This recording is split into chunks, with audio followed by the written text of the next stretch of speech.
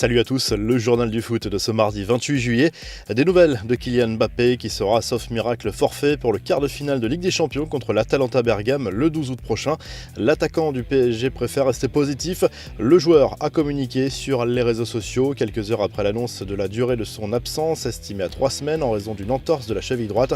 Sur son compte Instagram, le buteur parisien est apparu avec un large sourire, avec une promesse en toile de fond, celle de tout mettre en œuvre pour récupérer plus vite que prévu. Session nocturne à la maison, a écrit l'attaquant français en pleine séance d'entraînement dans sa piscine.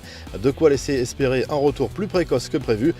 Avec la fin des championnats un peu partout en Europe, on commence à y voir plus clair concernant les futurs chapeaux du tirage au sort de la Ligue des Champions 2020-2021. Comme d'habitude, les 32 équipes en lice seront réparties dans 4 chapeaux de 8. Le premier est réservé aux futurs vainqueurs de l'épreuve, aux vainqueurs de la Ligue Europa et aux 6 champions des pays les mieux classés par l'UEFA. Le PSG, le Real, Liverpool, le Bayern, la Juve et le Zénith Saint-Pétersbourg sont assurés d'une place dans le chapeau 1. Les autres chapeaux seront déterminés en fonction des coefficients UEFA des différentes équipes. L'Atlético Madrid, le Barça, Manchester City, Manchester United, le FC Séville, Dortmund, Chelsea et le Shakhtar Donetsk seront dans le chapeau 2. Après les tours préliminaires et les barrages, on saura si Marseille figurera dans le chapeau 3 ou le chapeau 4. Les infos et rumeurs du mercato, l'avenir de Zlatan Ibrahimovic s'éclaircit.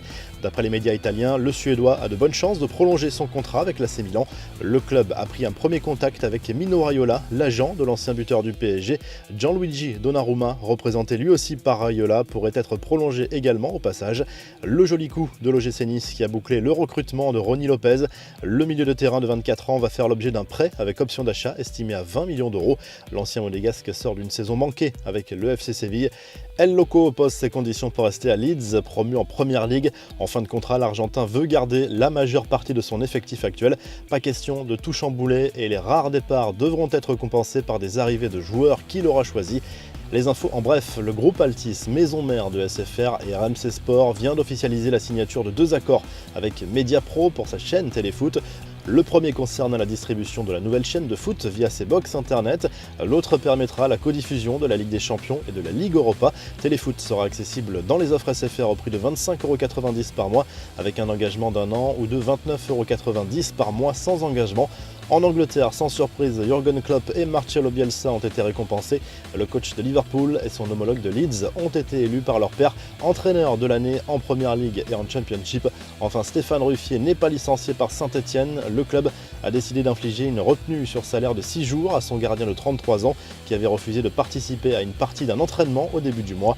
La revue de presse, le journal L'Équipe revient sur la blessure de Kylian Mbappé au plus mauvais moment pour le PSG à l'approche des grandes échéances pour le club.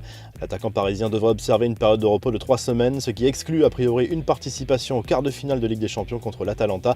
À la une de France Football, on retrouve Mauro Icardi qui livre une longue interview au magazine français. L'attaquant du PSG se méfie justement de l'Atalanta et prévient ses coéquipiers sur ce tirage bien plus compliqué qu'en apparence. L'Argentin encense également Neymar pour ses qualités de meneur d'hommes et ses qualités humaines lors de cet entretien. En Espagne, le Mundo Deportivo évoque très largement le divorce difficile entre Arthur Melo et le Barça. Le milieu de terrain brésilien, qui doit rejoindre la Juventus Turin à l'issue de la saison, a décidé d'écourter la fin de son aventure en Catalogne. Il refuse de jouer la Ligue des Champions avec le club Blaugrana.